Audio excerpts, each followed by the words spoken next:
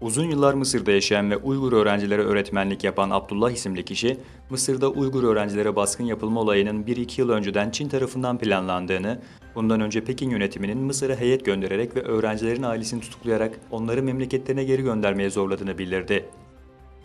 Ayrıca geçen sene Uygur öğrenci sayısı 3000'i aşan Mısır'da şu an sadece 50-60 Uygur'un bulunduğu söylendi.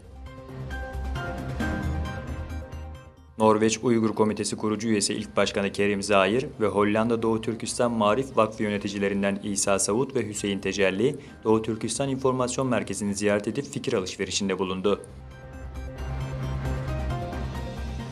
Çin Devlet Başkanı Xi Jinping'in varisi olarak bilinen Chongqing şehrinin parti sekreteri Sun hakkında soruşturma başlatıldığı bildirildi.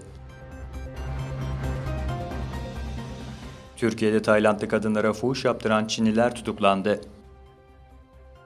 Çin lokantası açtıklarını söyleyip Tayland'dan iş vaadiyle Türkiye'ye getirdikleri 4 kadına zorla fuhuş yaptıran 4 Çinliden 3'ü tutuklandı.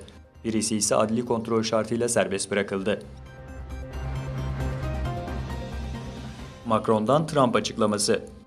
Fransa Cumhurbaşkanı Macron, ABD Başkanı Trump'ın gelecek aylarda ABD'nin Paris İklim Anlaşması'na tekrar dahil olması konusunda çözüm bulmaya çalışacağını söyledi. Hacıları taşıyan otobüs uçuruma yuvarlandı.